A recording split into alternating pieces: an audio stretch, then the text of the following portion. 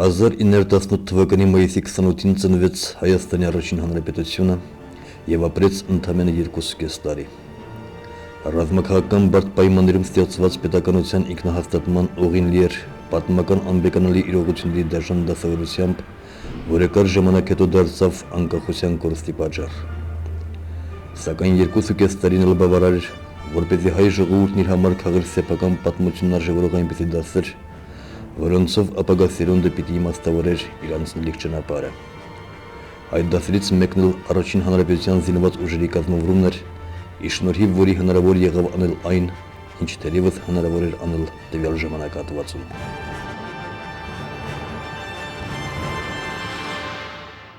1918 թվականի մայիսին Հայաստանի պետականության վերականգնումից հետո նորաստեղծ կառավարության առաջին 5 նախարարությունների թվում ձևավորվեց նաև զինվորական նախարարություն, որն էլ ձեռնամուխ եղավ բանակի կազմավորման գործընթացին։ Այն նախատեսվում էր իրականացնել դեռևս առաջին աշխարհամարտի տարիներին Կովկասյան ճակատում ստեղծված հայկական զորախմբավորումների հիմքի վրա, որոնք կազմված լինելով հայ կամավորականներից գործում էին Անդրանիկի, Դրոյի, Համազասպի, Քերու, Վարդանի և մի շարք այլ հայդուկապետերի հրամանատարության ներքո։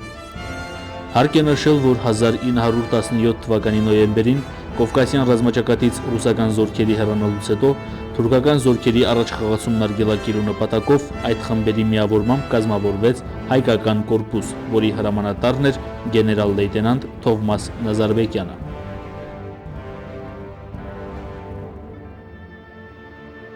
«1918 թվականի մարտի 31-ի պաշտոնական տվյալներով կորպուսի կազմում կար 37 գումարտակ, 36 թնդանոթ, որից 26 լեռնային, իսկ 10 թեթև,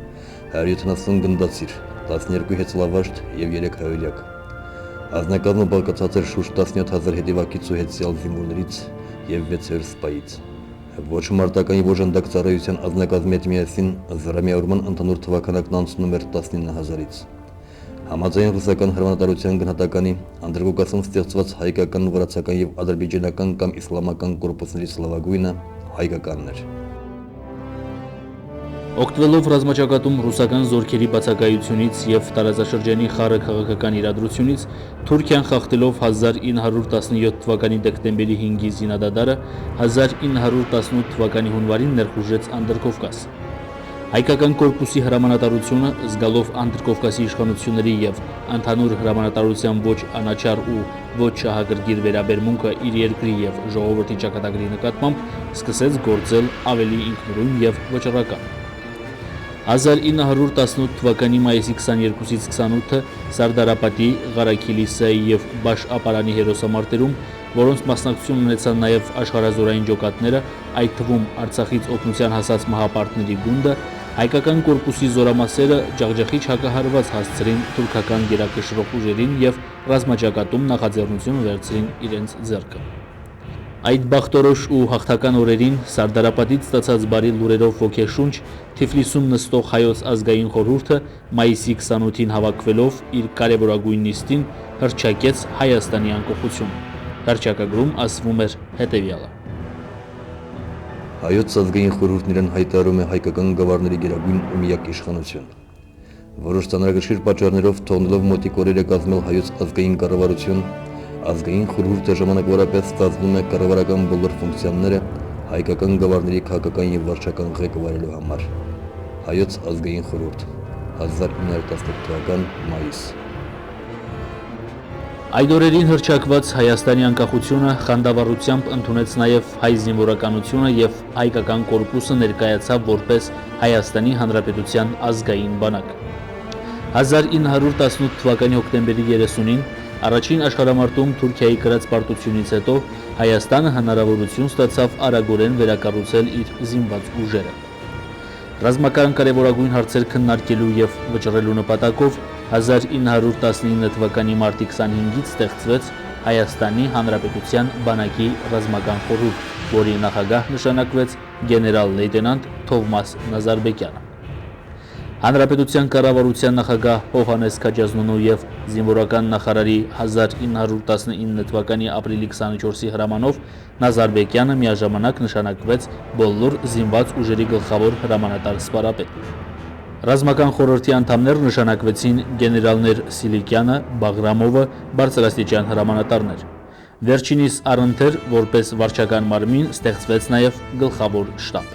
Հայկական բանակը բաղկացած էր մշտական կանոնավոր, միլիցիական եւ կամավորական զորքերից, որոնցում 1920 թվականին արդեն ընդգրկված էր 42-ից 45 հազար մարդ։ Այն անգամ հասցրեց ունենալ իր ռազմիկ պաշտոնաթերթը։ Հայաստանի առաջին հանրապետության բանակը գոյատևեց 1918 թվականի մայիսի 28-ից մինչև 1920 թվականի դեկտեմբերի 2-ը։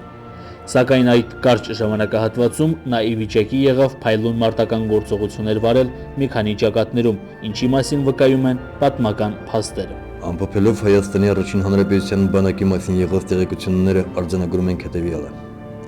Նրա հիմնական խնդիրը համարվում էր նորաստեղծ պետականության սահմանները զավթիչ հարևաններից պաշտպանելու սրբազան գործը։ Բանակը, որը կազմավորված էր ռուսական բանակի կազմակերպչական համակարգի սկզբունքներով եւ կառավարվում էր ռուսական զինվորական կանոններով, գլխավորապես համալրված էր մարտական հարուստ փորձ եւ զինվորական պաշարժ կրթություն ունեցող ռուսական բանակի հայ գեներալներից, սպաներից եւ ենթասպաներից։ Նրանք, չնայած երկրի շրջափակման եւ միջազգային քաղաքական անբարենպաստ պայմաններին, կարողացան ոչ միայն համապատասխան մակարդակի վրա պահել ազնագազմի մարտական ուսուցման եւ պատրաստականության գործը, այլև թշնամու նկատմամբ մի շարք մարտերում տնել հաղթանակներ, հանրապետությանը վերադարձնել հակառակորդի կողմից զավթված որոշ տարածքներ եւ Բաթումից ստորացիր դաշնագրով նախատեսված Հայաստանի շուրջ 12000 քառակուսի կիլոմետր տարածք հասնել ավելի քան 70000 քառակուսի կիլոմետրի։ Իր չափազանց կարճ կենսագրության ընթացքում Հայաստանի առաջին հանրապետությունն ունեցավ ռազմական 4 նախարար։ Այդ պաշտոնում միմյանց հաջորդեցին Հովհաննես Սախվերտյանը, Քրիստափոր Արարատյանը, Ռուբեն Տերմինեսյանը եւ Դրաստամատ Կանայանը։ Իրենց զորավարական տաղանդով փայլատակեցին այնպիսի անուններ, ինչպիսիք են Թովմաս Նազարբեկյանը, Մովսես Սիլիկյանը, Գարեգին Նժդեհը, Հակոբ Բագրատունին եւ ուրիշներ։ Հայաստանի խորհրդայնացումից հետո 1920 թվականի դեկտեմբերի 2-ին հրապարակվեց Հայաստանի խորհրդային սոցիալիստական հանրապետության բանակի գլխավոր հրամանատար Դրաստամատ Կանայանի եւ Ռուսաստանի խորհրդային ֆեդերատիվ սոցիալիստական հանրապետության կոմիսար Սիլինինի ստորագրությամբ թիվ 1 հրամանը, համաձայն որի հայկական բանակը վերակազմավորվեց խորհրդային Հայաստանի Կարմիր բանակի։